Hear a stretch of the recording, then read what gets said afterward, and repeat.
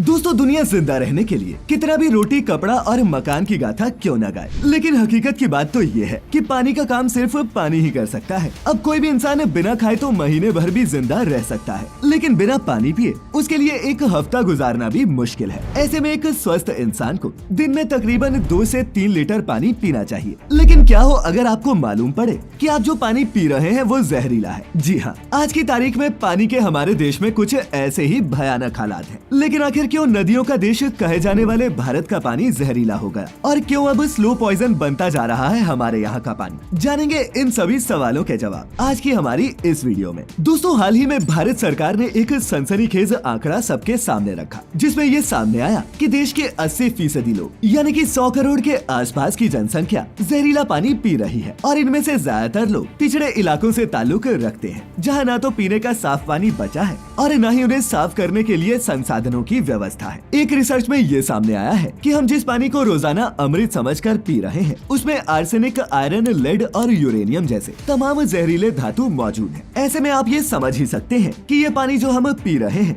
ये हमें बहुत बीमार कर सकता है। अब जरा सोच कर देखिए कि जिस यूरेनियम का इस्तेमाल परमाणु हथियार बनाने में किया जाता है वो हमारे शरीर का क्या हाल करेगा। और दोस्तों आने वाले समय में ये जहरीला पानी भारत की जनसंख्या को इतना भयंकर बीमार करेगा कि लोग अस्पताल तो पहुँचेंगे लेकिन उन्हें वहाँ बेड तक नसीब नहीं होगा। पानी से होने वाली बीमारियों से भारत की इतनी बड़ी आबादी ग्रस्त होगी कि चारों तरफ हाहाकार मच जाएगा। कोरोना से भी बदतर स्थिति पैदा हो जाएगी, जहां जिंदा रहने के लिए इंसान कुछ भी करने को तैयार हो जाएगा। आपको शायद सुनकर यकीन न हो कि भारत में पानी का स्तर इतना तेजी से नीचे गिरता जा रहा है कि आज भारत वाटर क्वालिटी इंडेक्स की लिस्ट में 122 देशों के बीच 120वें स्थान पर है। वेल ऐसा मैं नहीं, हमारे देश का नीति आयोग कह रहा है, जिनके मुताबिक मौजूदा समय में भारत में 70% ग्राउंड वाटर प्रदूषित हो चुका है। वहीं केंद्र सरकार द्वारा राज्यसभा में भूजल स्रोत और शहरी क्षेत्रों में अवेलेबल पानी की शुद्धता पर सवाल उठाते हुए उसे देश के लिए पानी नहीं तेजाब करार दिया है। हालात इतने बदतर हैं कि आज के दिन भारत के ज्यादातर राज्यों के ग्राउंड वाटर में जहरीले तत्वों की मात्रा उम्मीद से ज्यादा मापी गई है। यहाँ तक कि हमारे देश के पानी में lead, uranium, chromium, cadmium, arsenic और आयरन जैसे तत्वों की मात्रा में अचानक से उछाल देखा गया। कागजी दस्तावेजों पर ही नजर डालें तो वर्तमान समय में भारत के 25 राज्यों के 209 जिलों के ग्राउंड वाटर में आर्सेनिक की मात्रा 0.01 मिलीग्राम प्रति लीटर से ज्यादा है, जो एक बेहद डरा देने वाला आंकड़ा है। वहीं 29 राज्यों के 491 जिलों में आयरन की मात्रा 1 मिलीग्राम प्रति लीटर से ज्यादा मापी गई। और सिर्फ इतना ही नहीं, भारत के 21 राज्य तो ऐसे हैं जिनके 176 जिलों के ग्राउंड वाटर में लेड भी तय किए गए मापदंड से कहीं ज्यादा देखने को मिला। और वहीं 18 राज्यों के 152 जिले ऐसे हैं जहाँ पानी में यूरेनियम की मात्रा 0.0 मिलीग्राम प्रति लीटर से ज्यादा पाई गई। अब दोस्तों यूरेनियम हमारे लिए कितना खतरनाक है ये शायद मुझे आपको समझाने की जरूरत नहीं। अब इन जहरीले पानी के स्रोतों का सबसे ज्यादा नुकसान गांव में रहने वाले लोगों को हो रहा है। भारत के कुछ पिछड़े इलाकों में शहर के मुकाबले पानी को स्वच्छ करने के संसाधनों की बेहद कमी है, जिसका खामियाजा वहाँ पर आए दिन बीमार होने वाले बच्चों से लेकर बड़ों तक में देखने को मिल रहा है। गाँव में इस समस्या को इसलिए ज्यादा जटिल समझा गया क्योंकि भारत की आधी से ज्यादा आबादी यही बसती है। यहाँ पीने के पानी के मुख्य स्रोत कुआं, हैंडपंप और नदी तालाब थे, जो सीधे ग्राउंड वाटर की ही सप्लाई से जुड़ते हैं। और ऐसे में इन्हें फिल्टर करने की कोई टेक्निक न होने के चलते गांव के लोग इस जहरीले पानी को पीने के लिए मजबूर हैं। लेकिन दोस्तों इसका ये मतलब नहीं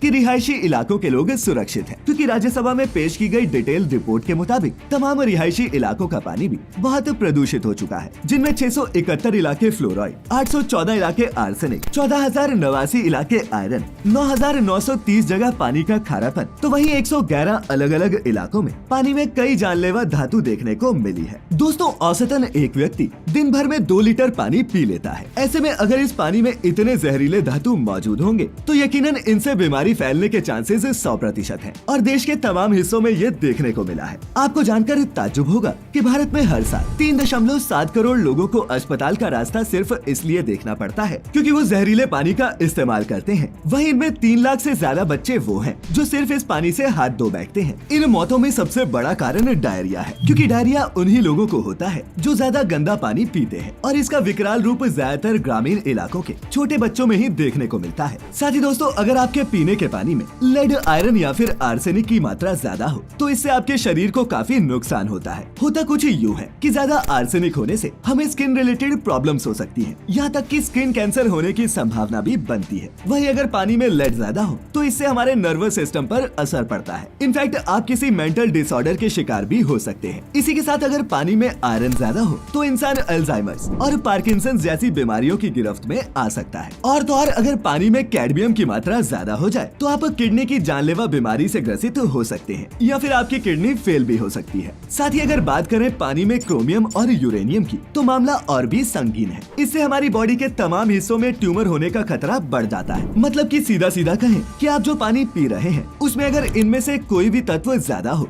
तो वो पानी पानी नहीं रहता, वो जहर बन जाता है और आज नहीं तो कल ये आपकी जान भी उसी अंदाज में लेगा जैसे फिल्मों में कोई जान स्लो पॉइजन लेता है। वेल, अब आपके दिमाग में ये बात भी घूम रही होगी कि आखिर जिस पानी को हम इतना साफ समझकर पी रहे थे उसमें ये जहरीले पदार्थ आए तो आए कहां से। तो दोस्तों आपको ये भी बता दूं कि पानी में मौजूद इन सभी जानलेवा तत्वों का आना हमारी ही गलतियों का नतीजा है। ये कनेक्शन इतना लंबा है कि आपको खुद अपने आप से ही पछतावा होने लगेगा। दरअसल दिल्ली विश्वविद्यालय के जूलॉजिकल डिपार्टमेंट की माने तो ग्राउंड वाटर में अक्सर आर्सेनिक, क्रोमियम और फ्लोराइड्स पाए जाते हैं, जिसका सीधा कनेक्शन हमारे द्वारा किए गए तमाम तरीकों के पॉल्यूशन से है। जैसे कि नदी में पहुंचाया जा रहा घर का कचरा, फैक्ट्रियों से निकलने वाला केमिकल वेस्ट जिसमें मौजूद खतरनाक केमिकल्स नदी के द्वारा जमीन के नीचे जाकर ग्राउंड वाटर टेबल में एंट्री करते हैं। इसके अलावा ग्रामीण इलाकों में किसानों द्वारा इस्तेमाल किए जाने वाले पेस्टिसाइड का जरूरत से ज्यादा इस्तेमाल भी स्थानीय पानी को दूषित करता है और फिर हमारे ही शरीर में जाकर हमें नुकसान पहुंचाता है। हालांकि इन सभी फैक्टर से भारत सरकार पूरी तरह से अवेयर है, लेकिन उनके मुताबिक नदियों को साफ करके लोगों तक साफ पानी पहुंचाने का काम कानूनी तौर पर राज्य सरकार का होता है, जिसमें वो अब तक डगमगाती नजर आ रही है। लेकिन फिर भी मौजूदा सरकार अपनी जिम्मेदारियों को समझते हुए हमारे देश में जल जीवन मिशन जैसी पॉलिसी और अभियान को लोगों तक पहुंचा रही है